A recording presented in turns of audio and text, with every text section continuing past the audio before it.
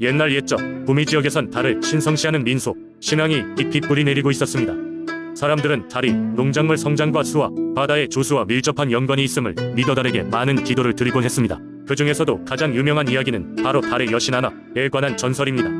하나는 구미의 마을 위를 지키는 여신으로 그녀의 미모는 밤하늘에 빛나는 달과 같이 찬란하다 전해집니다. 그녀는 순백의 긴 옷을 입고 은빛 머리카락이 밤바람에 흐르리라는 모습으로 묘사되곤 했습니다. 하나 여신은 한밤중 마을에서 가장 높은 산봉우리 위에 서서 지상을 내려다보며 인간들을 살폈습니다. 마을 사람들은 매월 음력 15일 보름달이 뜨는 밤에 하나 여신에게 감사의 제사를 올렸습니다. 이 제사를 통해 마을 사람들은 자신들이 선행과 화합을 중시하며 살고 있음을 하나 여신에게 알렸습니다. 전설에 따르면 어느 날 하나 여신은 일상처럼 마을을 내려다보던 중 낮은 계급 신분의 소녀 아라의 기도를 들었습니다. 아랑은 그날도 혼자서 조용히 산에 올라왔습니다. 그녀는 슬픈 목소리로 하나 여신에게 자신의 소원을 읊조렸습니다. 아랑의 소원은 마을 사람들이 더 이상 굶주리지 않도록 풍요로운 수확을 하나님께 기원하는 것이었습니다. 하나는 아랑의 진심 어린 기도에 마음이 움직였습니다. 그녀는 마음속 깊은 곳에서부터 솟는 따뜻한 빛을 마을로 내려보냈고, 이는 마을 사람들이 농작물을 심고 수확하는 데 기적적인 도움을 주었습니다. 그해 마을에서는 얼마간의 가뭄에도 불구하고 예상치 못한 대풍년을 맞이할 수 있었습니다. 마을 사람들은 이 기적에 깊이 감동하여 하나 여신에 대한 믿음을 더욱 강하게 가지게 되었습니다. 이후 아랑은 자신이 아닌 사람들을 위해 기도했던 선행으로 많은 이들의 존경을 받게 되었습니다.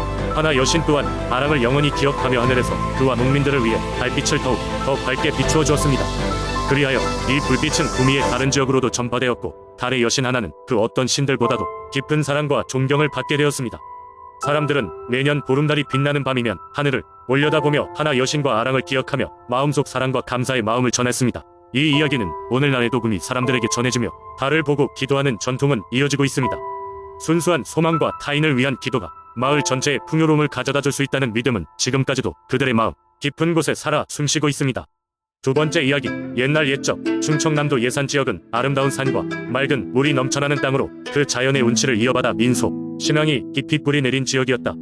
이곳에 사는 사람들은 매년 봄 가장 높은 산 정상에서 신령에게 예의를 표하고 한 해의 풍년을 기원하는 의식을 치르곤 했다. 그 중에서도 예산의 한 마을에 전해 내려오는 특별한 이야기가 있었다. 이 마을은 산세가 웅장하여 사람들은 그 산속에 산신령이 살고 있다고 믿었다. 산신령은 태초부터 그 지역을 지켜온 존재로 마을 사람들의 삶과 자연의 조화를 책임지는 자였다. 어느 해 마을에는 극심한 가뭄이 닥쳤고, 사람들은 농작물의 피해로 인해 큰 고통을 겪고 있었다. 마을의 원로들은 이러한 재난을 산신령의 진노 때문이라 여겼고, 그 진노를 풀어주기 위해 제물을 바치기로 결정했다. 마을 사람들은 곡식과 과일, 다양한 음식을 준비해 산 정상으로 향했다. 제사의 날은 유난히 푸르렀으며 그날따라 바람마저 잔잔하여 모든 것이 의식을 위한 최적의 상태처럼 보였다. 마을의 젊은 청년인 동수는 원로 이권리로 제사의 주관자로 나서게 되었다. 그는 산신령 앞에서 정성껏 고개를 숙이고 마을의 안전과 평화를 기원하는 진심 어린 마음으로 기도를 올렸다. 의식이 끝난 후 이상한 일이 벌어졌다. 갑자기 하늘에서 환한 빛이 산 정상을 감싸더니 하얀 옷차림의 노인이 그곳에 나타났다. 그는 바로 산신령이었다. 산신령은 조용하고도 온화한 목소리로 말했다. 너희들의 진심을 보았다. 두려워하지 말라. 그대들이 자연과 조화롭게 살아가려는 노력을 존중하며 나는 항상 너희들을 지켜보리라. 그러고 나서 산신령은 환한 빛과 함께 다시 보이지 않게 되었다. 그 순간부터 마을에는 단비가 내리기 시작했다. 마치 신령의 약속을 증명이라도 하듯 비는 며칠 동안 온 땅을 촉촉히 적셨고, 마을 사람들은 농작물이 다시금 싱싱하게 자라는 것을 보며 기쁨에 넘쳤다. 그들은 이번 사건을 계기로 산신령이 은혜를 다시 한번 깨달았고, 매년 의식을 더욱 정성스럽게 준비하며 자연과 신령에 대한 예를 다하였다. 이 이야기는 예산 지역의 사람들 사이에 아직도 전해 내려오는 전설로, 자연과의 조화를 중시하는 예산 주민들이 삶의 지혜를 보여주는 중요한 민속신앙의 이야기가 되었다. 마을 사람들은 오늘날에도 옛 이야기를 떠올리며 자연과 함께 살아가는 삶의 가치를 소중히 여긴다. 세 번째 이야기, 옛날 옛적 서울의 한적한 마을에 거대한 바위산이 자리 잡고 있었다. 이 바위산은 평소에 조용하고 아무런 일이 일어나지 않는 곳이었지만 마을 사람들은 이곳을 함부로 가까이 하지 않았다. 그 이유는 바위산에는 바위 할머니라는 신비로운 영혼이 살고 있다는 전설 때문이었다. 바위 할머니는 마을 사람들에게 항상 조용히 숨어 있었지만 그녀의 존재는 여러 전설과 이야기를 통해 사람들 사이에서 회자되었다. 바위 할머니의 전설은 옛날 어느 여름 한 젊은 나무꾼이 산에서 나무를 하다가 이상한 경험을 하게 된 데서 시작되었다. 나무꾼은 갑자기 짙은 안개가 산을 뒤덮기 시작하자 길을 잃고 말았다. 깊은 숲속에서 길을 찾아 헤매던 나무꾼은 거대한 바위 아래에서 할머니 한 분을 만났다. 그녀는 은빛으로 빛나는 머리카락과 우아한 옷자락을 두른 모습이었다. 할머니는 나무꾼에게 다가와 조용히 말하기를, 이곳은 위험하지만 내가 너를 도와주겠다. 라고 했다. 놀란 나무꾼은 할머니에게 감사 인사를 하고 그녀의 안내를 받아 안전하게 산을 내려올 수 있었다. 마을에 돌아온 나무꾼은 그 경험을 사람들에게 이야기했고 마을 사람들은 이 신비로운 존재에 대해 신비롭고도 경외심을 가지게 되었다.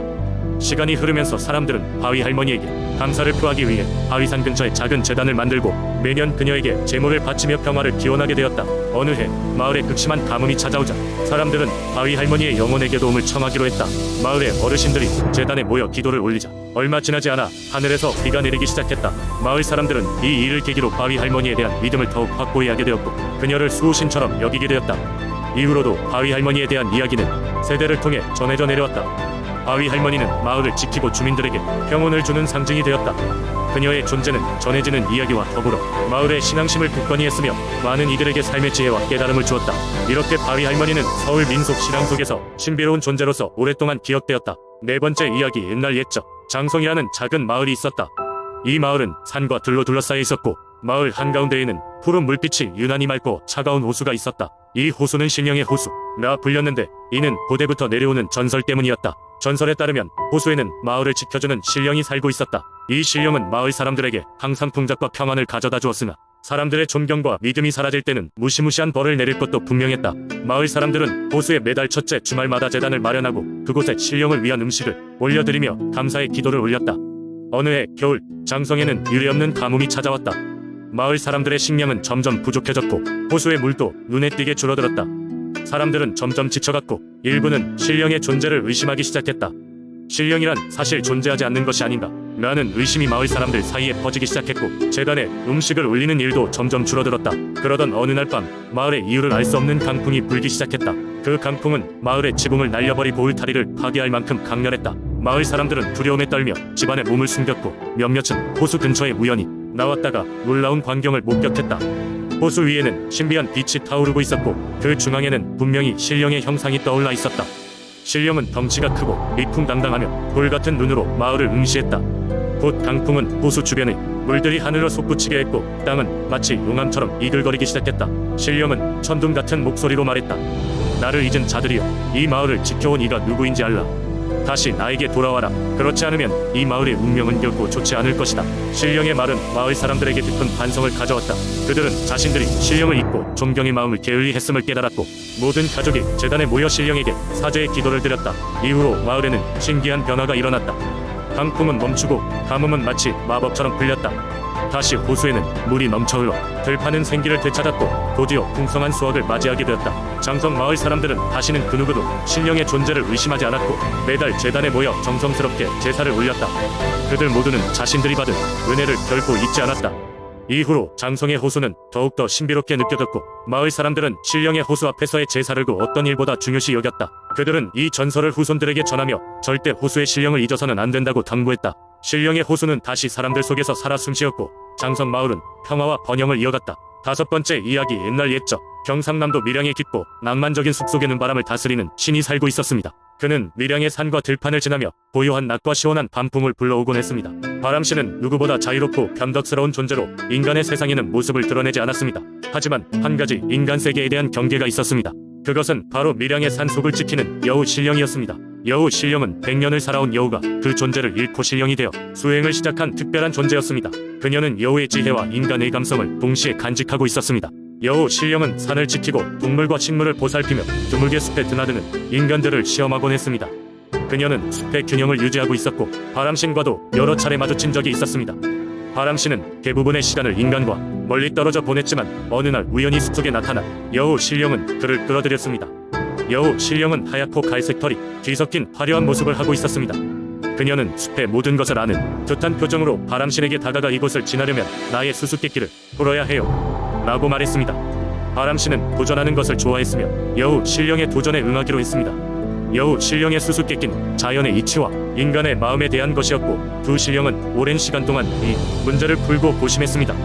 그러면서 둘 사이는 서서히 가까워졌고 서로 교감하는 시간이 많아지게 되었습니다. 세월이 흘러 바람신은 더 이상 수수께끼보다 여우 신령과 보내는 시간이 더 소중해졌습니다. 그는 매일같이 밀양의 숲을 찾아 그녀와 함께 길고 긴 이야기를 나누었습니다.